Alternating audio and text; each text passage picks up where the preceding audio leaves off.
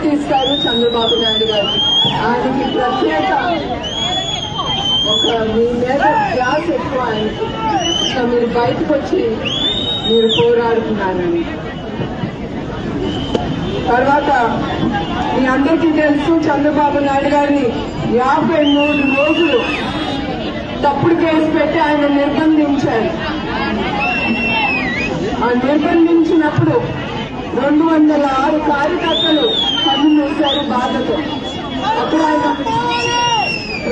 ఒక్క కుటుంబానికి వెళ్లి వాళ్ళని ఓదార్చి భరోసా ఇచ్చి ఏమని తెలుగుదేశం పార్టీయే కాదు ఆయన కుటుంబం ఎప్పుడు వాళ్ళకి అండగా ఉంటుందని. నేను ఎప్పుడు బయటికి రాలేదు, నేను ఎప్పుడు కార్యకర్తని చూడలేదు. కానీ ఇది ఎందుకో దేవుడు ఇచ్చాడు నాకు. కానీ మీ ఉత్సాహం చూస్తే ఇంకా నాకు మాటలే రావట్లేదు. పార్టీ కోసం త్యాగం చేస్తారని నేను ఎప్పుడు ఊహించలేదు.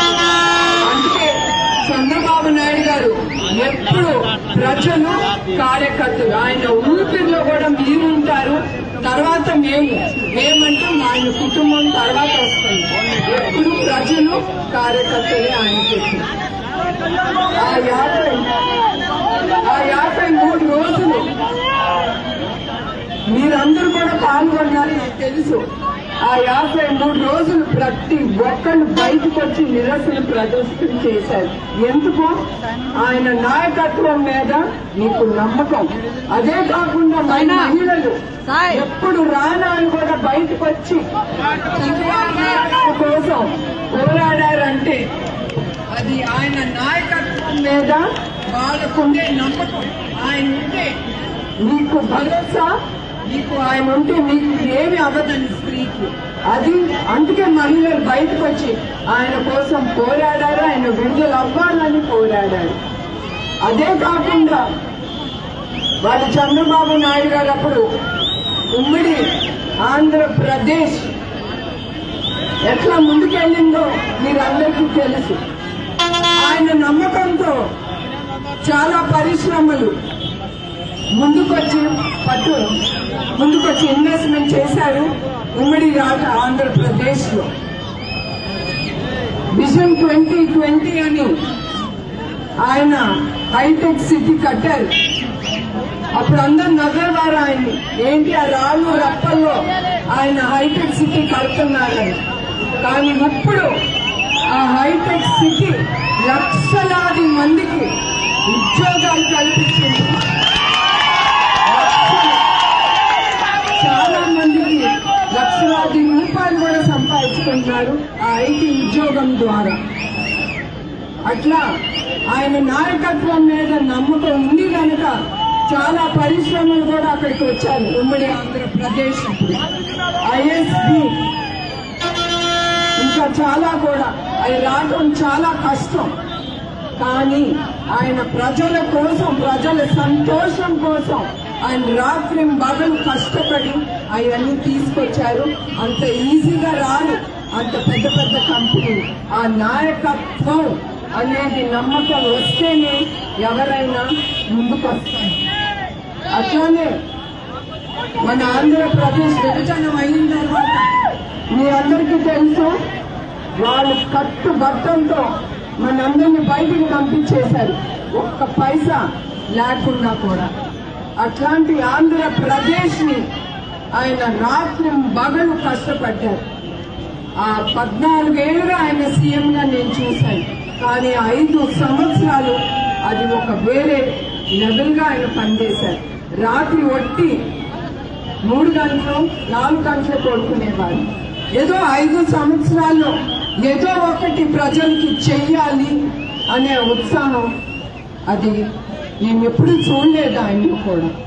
ఆయన 5 ఏళ్ళు ఇప్పటికీ ఉండుంటే ఈ 5 ఏళ్ళు కూడా మన రాష్ట్రం పక్క రాష్ట్రం దూసుకెళ్ళిపోయేది. నంబర్ 1 స్టేట్ గా మిగిలిపోయేది భారతదేశంలో.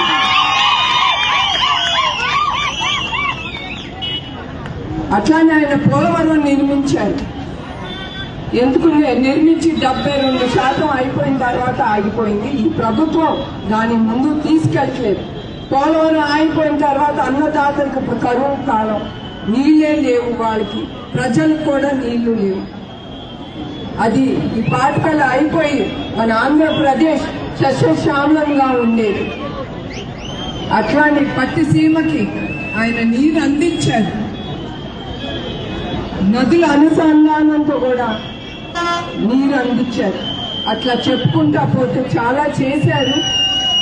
ఒకటే మన దురదృష్టం, ఈ 5 సంవత్సరాలు ఆయన లేదు. ఇప్పుడు ఈ రాష్ట్రం వచ్చి ఏమి అభివృద్ధి చేసిందండి? చాలా గొప్ప రాష్ట్రంగా మిగిలిపోతుంది ఆంధ్రప్రదేశ్. నంబర్ 1 రాష్ట్రం యావత్ భారతదేశంలో. దేనికి చెప్పండి మీరే. ప్రజలు చాలా ఎదుర్కొంటున్నారు కదా. గంజాయి, శాండ్ మాఫియా, భూ కబ్జా, కల్తీ మద్యం, ఇది ఇంకా ఎన్నో చెప్పాలి. చెప్పుకుంటా పోతే మనకి రోజు కూడా చాలు.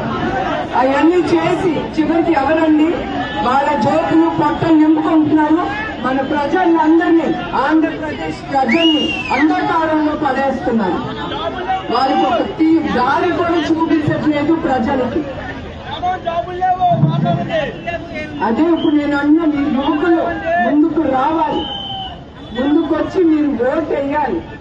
అదే నేను కోరుకునేది. ప్రతి ఒక్కళ్ళు మనం ముందుకు వచ్చి ఓటు వేయాలి.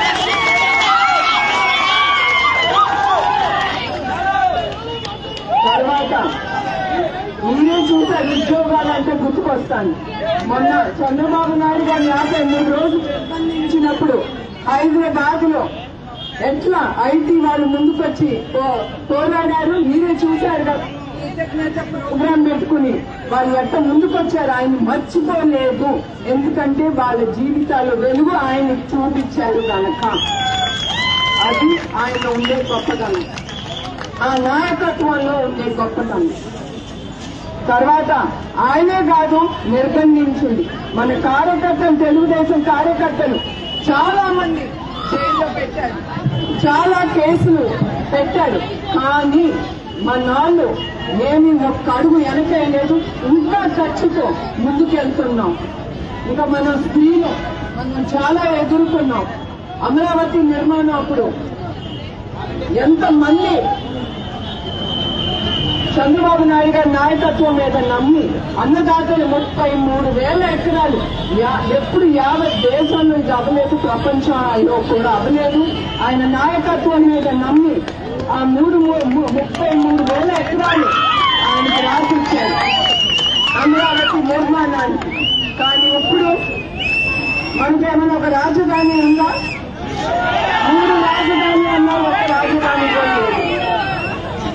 అమరావతి దాతలు ఇప్పుడు కూడా 1600 రోజులైంది. వాళ్ళు పట్టు విడవలేదు. వాళ్ళు పుట్టి వాళ్ళ హక్కు కోసం, అమరావతి కోసం పోరాడుతూనే ఉన్నారు. అట్లానే మహిళలు కూడా అమరావతి పోరాడుతున్నారు. అప్పుడు పోలీసులు చాలా అరాచకాలు చేశారు మహిళలు. ఆయన ఎక్కడంటే అక్కడ గిచ్చటం, రోడ్డు మీద లాక్కెళ్తాం, వాళ్ళ ఒంటి మీద గొడ్డంగా కూడా చూడకుండా లాక్కెళ్ళారు. అట్లానే ఒక గర్భిణీ స్త్రీ, నేను నా జీవితంలో అది మర్చిపోయి, ఎందుకంటే నేను ఒక స్త్రీని, నాకు పిల్లలు ఉన్నారు. ఒక గర్భిణీ స్త్రీని పట్టలో పోలీసు వాడు కాళ్ళు బూటుతో తన్నాడు. దాంతో ఆ అమ్మాయి బిడ్డ చనిపోయింది. ఇట్లాంటి ఘటనలు మనం ఎప్పుడు మర్చిపోలేము. అట్లానే మీరందరూ కూడా ఎప్పుడు రానాలు కూడా ముందు బయటకు వచ్చారు. మీ స్త్రీలు మీరు కూడా చాలా ఎదుర్కొన్నారు. ఎప్పుడు రానాలు కూడా బయటకు వచ్చారు.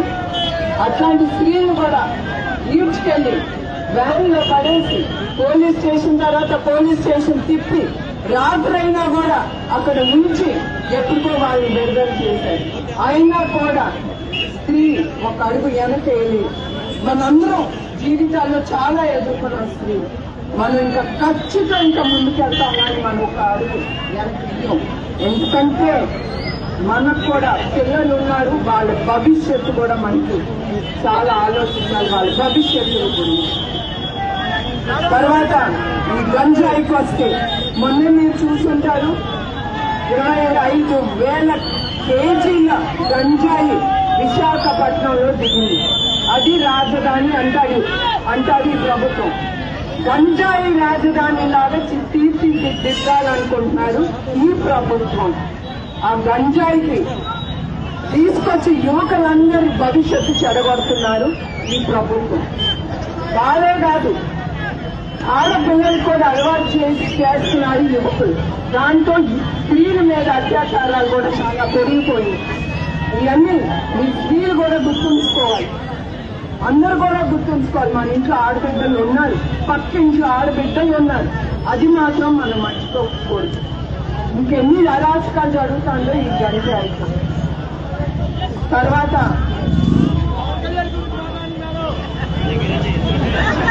మన కార్యకర్తలు, తెలుగుదేశం కార్యకర్తలు వాళ్ళు ఎప్పుడు నేను మర్చిపోను. ఇప్పుడు మనం చాలా ఎదుర్కొంటున్నాం కార్యకర్తలు. ఇప్పుడు కొన్ని కార్యకర్తలు నా మనసులో ఉండిపోయి అట్లా ఎంతమంది త్యాగాలు చేశారో చెప్పని అవసరం లేదు. వాళ్ళు మహానుభావులు. చివరికి మనం అనుకోవాలి వాళ్ళు రాష్ట్రం కోసం వాళ్ళ జీవితాలు త్యాగం చేశారు. అట్లానే మాచర్ల చంద్రయ్య గారు, ఆయన్ని తెలుగుదేశం కార్యకర్తని తెలుగుదేశం కోసం ఏమన్నా చేస్తాడని ఆయన్ని కత్తి మెడ మీద పెట్టారు వైసీపీ నాయకులు. ఏమని చెప్పమన్నారు? జై జగన్, జై వైసీపీ అనమని. కానీ ఆ కార్యకర్త ఒక్క ఆలోచన కూడా లేకుండా నేను చెప్తాను, చంద్రబాబు నాయుడు గారికి జై, తెలుగుదేశానికి జై అని ఎంతో మంది ఉన్నారు మన తెలుగుదేశం కార్యకర్తలు. అట్లానే సుబ్బయ్య గారు, ఆయన కూడా ఇట్లానే ఈడ్చుకెళ్ళి శాన్ మార్కెట్ ఎదురుపడితే ఈడ్చుకెళ్ళి చంపేశారు. అట్లానే హంసవేణి నేను కలిశాను.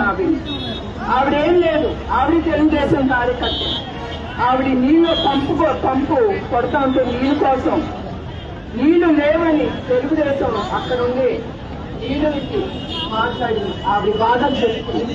ఆవిడ అది చెప్పిందని ఈ వైసీపీ ప్రభుత్వం ఆ అమ్మాయి లాక్కండి 2 కళ్ళు తీసేశారు. వాళ్ళు మనుషుల రాక్షసులు మీరు ఆలోచించారు. ఇప్పుడు రాక్షస భావంలోనే ఉన్నాం మనందరం. అట్లానే ఆవిడికి ఒక కొడుకు, కాళ్ళు లేదు, చేతులు పనిచేయలేదు. ఒక తల్లి ఆవిడికి 66 సంవత్సరాలు. అప్పుడు ఆ తల్లి చూసుకోవాలి ఉంటుంది, ఎట్లా చూసుకుంటుందండి? అట్లా ఎంతో మంది మహనీయులు మన తెలుగుదేశంలోనే ఉన్నారు. మనం చాలా గర్వపడాలి. నాకు తెలుసు మనం ప్రతి ఒక్కళ్ళం చాలా ఎదుర్కొంటున్నాం ఈ ప్రభుత్వంతో.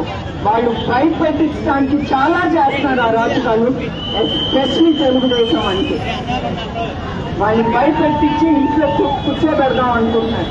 అంటే ఒక్కొక్కళ్ళు వచ్చి నాకు చెప్తారు 10 కేసులు, 20 కేసులు, 30 కేసులు మన లోకేష్ కూడా అన్నారు. ఆ దయాకర్ ప్రభాకర్ రెడ్డి గారు, ఆయన మీద 300 కేసులు. ఇట్లానే కాదు చెప్పుకుంటా పోతే ప్రతి ఒక్క కార్యకర్త మీద కేసు. కానీ మీరందరూ తెలుగుదేశానికి హీరోలు, అది నేను చెప్తున్నాను. కాదు మీరందరూ దేశాని కోసం, రాష్ట్రం కోసం మీరు మాత్రం విడకూడదు. అదే నేను కోరుతున్నాను అందరూ. అట్లానే చంద్రబాబు నాయుడు గారు సూపర్ 6 అనేది అనౌన్స్ చేశారు. అదేంటి? 20 లక్షల మందికి ఉద్యోగాలు కల్పిస్తా అన్నారు. 3,000 రూపాయలు ప్రతి నెల వాళ్ళ అకౌంట్కి వెళ్తుందని చెప్పారు. అట్లానే అన్నదాతకి 20,000 రూపాయలు పెట్టుబడికి, మరియు 18 ఏళ్ల ఆడబిడ్డకి 1,500 ప్రతి నెల. అట్లానే చదువుకునే ప్రతి బిడ్డకి 15,000 ప్రతి సంవత్సరం. అట్లానే 3 ఉంటే కనుక ఆ కుటుంబంలో 40,000 ప్రతి సంవత్సరం వాళ్ళకి అందజేస్తారు. అట్లానే ప్రతి కుటుంబానికి 3 గ్యాస్ బండలు. అట్లానే మన మహిళలకి ఆర్టీసీ బస్సులో ప్రయాణం.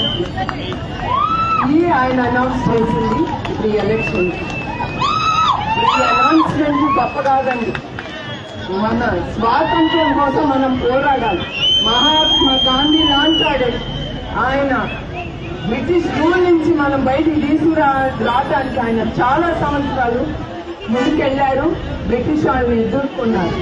ఆయన ఒక్కడు కాదు, ఆయన లక్షలాది మందిని యావత్ దేశం ఆయన చేతిలో చేయగలిపారు కనుక ఆయన సాధించగలరు.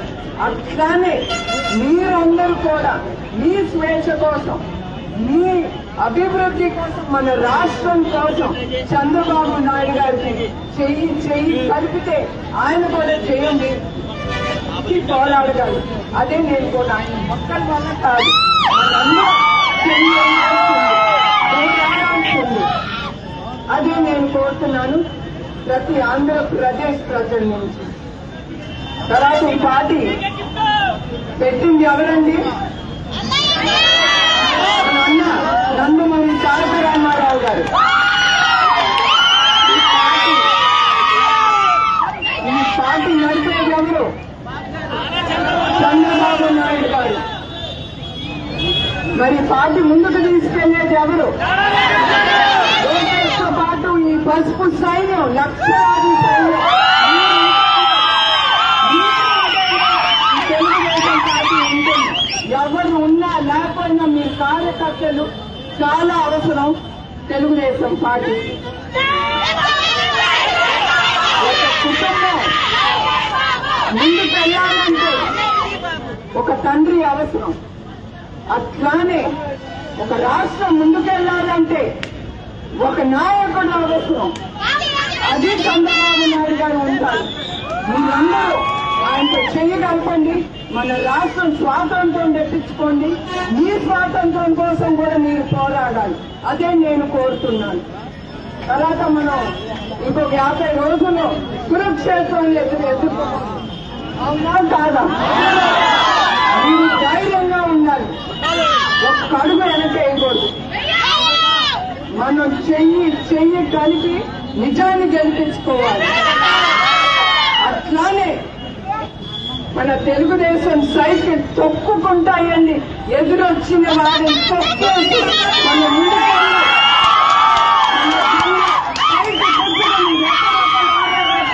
ముందుకెళ్ళి మనం ఓటేయాలి. అదే నేను కోరుతున్నాను ప్రతి ఒక్క ఆంధ్రప్రదేశ్ ప్రజల నుంచి. మనం ఈ సైకిల్ వేసుకుని వెనక్కి తిరిగేది లేదు, ముందే దూసుకెళ్ళిపోతాం. అదే నేను కోరుకుంటున్నాను మీ అందరి దగ్గర నుంచి. నిజం గెలవాలి.